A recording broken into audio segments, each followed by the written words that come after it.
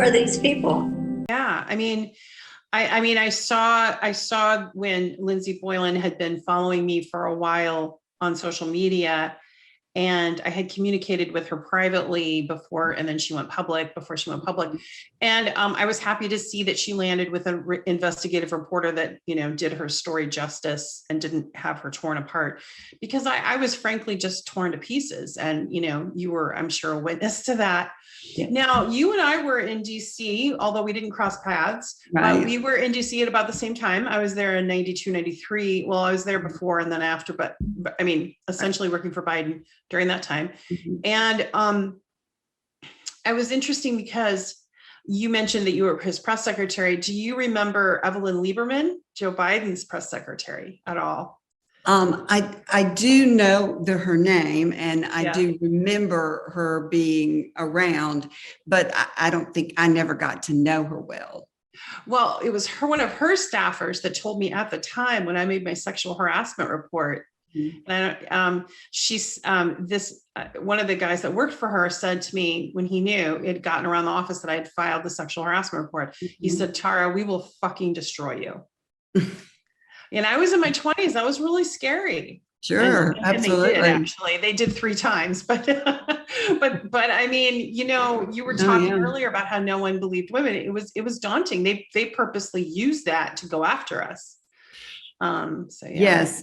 And, I remember being on Capitol Hill I was on Capitol Hill from 1986 or 87 until 1990. And then I went to work for Ron Brown at the Democratic National Committee. So I was on Capitol Hill a lot, even after that. And you saw it happening all the time. I mean, it was pervasive. And you had friends who were telling you about what happened. You heard rumors, you heard this, you heard that, but it was constant. And no one knew what to do with it except run and hide, hope that it will go away. And, that has to change. And you see it slowly changing now. It's not fast enough by any means. Well, I don't know if it's changing. Look who's president of the United States. I mean, well, absolutely. But, I think, he called on Andrew Cuomo to resign early on. And I thought, well, okay, he's got his talking points on this one, right? Because he knew he couldn't go down any other road but that one, was to call on him to resign early on, even before some of the members of the state legislature did in New York. Well, I think it'll have more to do about the nursing homes, don't you? I think the DNC was ready to throw him under the bus with the nursing home. And God bless Janice Dean, because she fought that battle to bring that to public light. I don't know if it would have been public if it hadn't been for Janice. And I really hope that the investigation will lead to something that will hold him accountable, but also bring some sense of justice to the families of those elderly people who passed because of COVID. And I do know that some other governors did the same thing, but we've all been, my age anyway, we've all been to nursing home to see relatives. And we know the kinds of skill level that's in a nursing home. It's not the same as being in a hospital, and so suddenly we have this infectious disease that nobody knows anything about. Even the experts don't know what to make of it and how to treat it and what to do. And we put people back into the nursing homes, back and forth. I mean, it made no sense when it was happening. And looking back on it, I don't know why he got the advice he got or why he made the decisions he did make. And then he covered it up. And I think that's the point, is that he covered it up illegally, and that's what came out. Yes. And I have known him to do that before on other instances and other issues, is to try to hide or paint over something that was wrong or was a misconduct of some sort, or maybe even illegal in this case, perhaps. So it wasn't shocking to me that he did that. On the other hand, you know, people need to know what the numbers are. They need to understand how many people are dying and where they're dying and how it happened. And to withhold that and manipulate it and lie about it. And then, of course, he had staff doing the same thing for him. And so he was asking people to be, at the very least, unethical, if not do something illegal. Right. Absolutely. Yeah. And you had some pretty interesting stories from your time. Like I was reading through some of your interviews, and then of course, you know, looking at your book and whatnot. And well, first of all, you're from Mississippi. What part of Mississippi are you from? Yes, I'm from Jones County in southern Mississippi, and a little town called Soso is where I was, where I grew up. And very small, very conservative, and remains conservative today. It's a big Trump group of people who live there. And some of them are people I am still close to and love dearly, including my brother. And he's a Donald Trump supporter. And he and I have had interesting discussions about that topic. Okay. But Soso, Mississippi, that's where I'm from. Yep. And then People Magazine did a write-up because one of the stories you talked about was about Bill Clinton. Hey, Reef, do you have that clip, that clip from People's Magazine? There we go. You can show everyone. People Magazine, yeah. I can't. That's Andrew Cuomo. There you have it. Oh, okay. Yeah. Oh, yeah. Right. Yes. Mm-hmm. Go ahead. I think that given the circumstances, the best way I can help now is if I step aside and let government get back to governing. And therefore, that's what I'll do. Because I work for you. And doing the right thing. So Karen, you also told the story, and I don't know if it came up in that particular clip there, but you also told the story about Bill Clinton. And it's so interesting because Bill Clinton was just in the news today because he had a private lunch with Joe Biden. But tell us, you know, everyone that's watching, what your Bill Clinton story is. Okay. If you wish, yeah. Well, I was much younger when this happened, 25, 26. This was in 1984. And I was working in a congressional campaign in the Mississippi Delta. And the first Black man was running for Congress, and Mississippi had never had any Black Democrat run for a seat in Congress. And so it was a very exciting campaign, and was national coverage of it even. And one evening, I'm with a group of friends, and one of them knows Bill Clinton really well, and the other one is a reporter. And there's me, and the three of us, we're having dinner at Doe's Eat Place in Greenville. And some people will know about Doe's Eat Place because there ended up being a Doe's in Little Rock at some point. We see Bill Clinton there. He's come in with a group of people coming after a fundraiser for another Democrat in the state.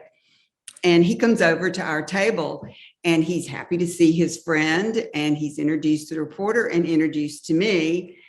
And, you know, I'm meeting a governor, you know, and I'm young, and I think, wow, I'm getting to meet a governor, big deal.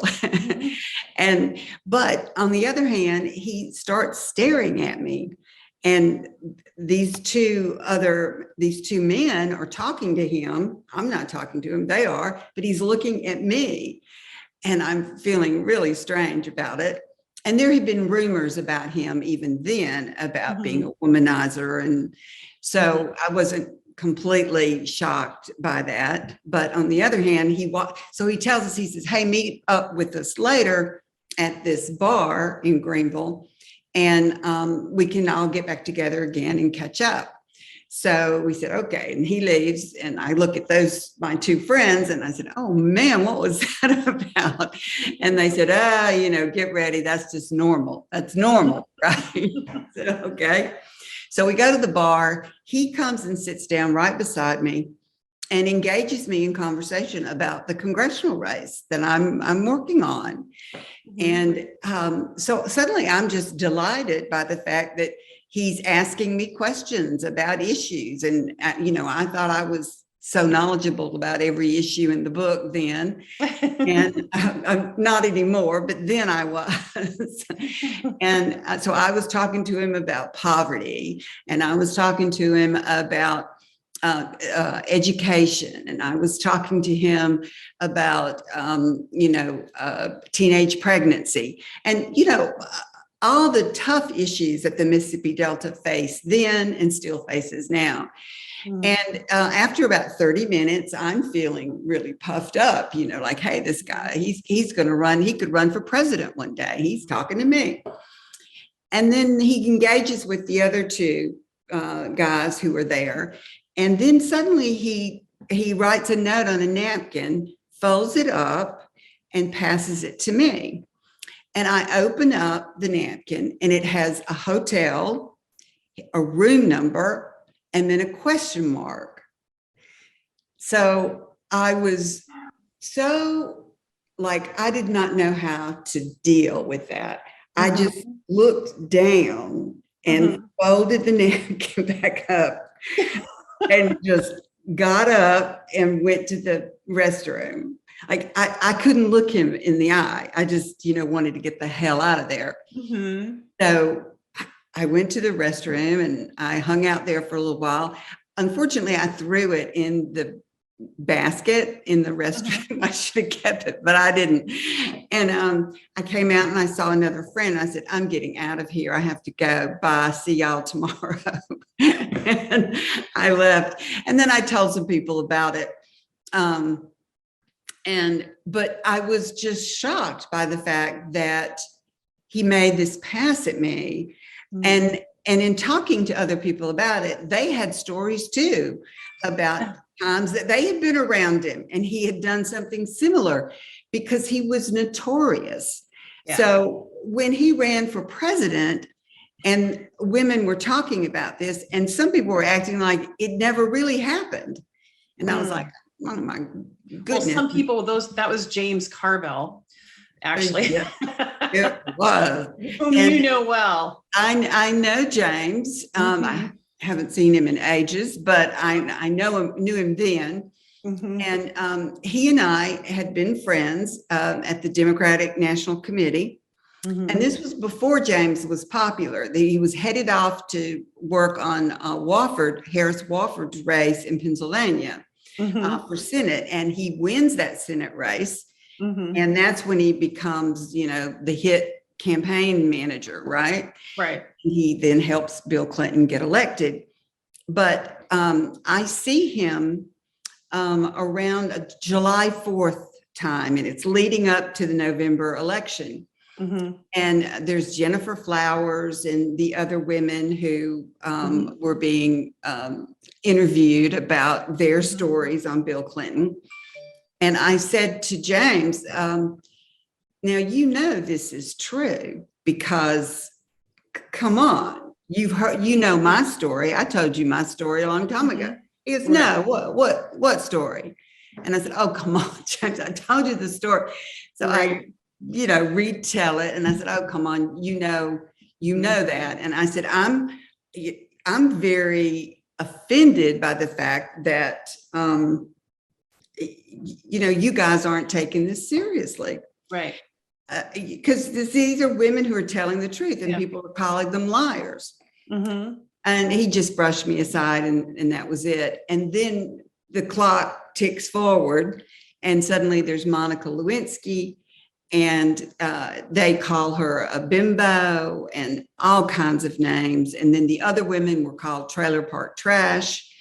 And I'm just so offended by the whole thing. And when Nita Broderick was brought in, yeah, like her. Right, exactly. And And subpoenaed. Mhm. right. And all these women are being like, they have reasons for doing this. They're Right. in love with him, but he's not in love with them, and they're jealous. And so they take a revenge on him by exposing this lie and da da da da da. And about that same time, I had met Michael Isikoff, who was the reporter who later went on to write a book about the womanizing and the relationships that he had had with these women.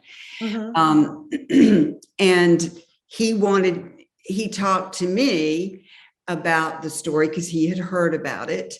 And I told him at first, I said, I can't put this on the record because I'll lose my job.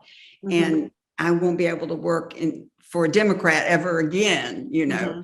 But eventually, because of this attack, one attack after another on Lewinsky, I gave him my story on the record. And look, it was 6 pages in a 450, 500 page book. Right. So it's not like it's a big story, Right. but it was big enough that I was working for Andrew Cuomo then, and he would not give me the title of Assistant Secretary for Public Affairs, which was a title I wanted and a job I essentially did, but I never got the title because that was my punishment for exposing. Well, in effect, look, I was talking about my boss, right? Bill Clinton. And he, you know, and so, but I just made that decision.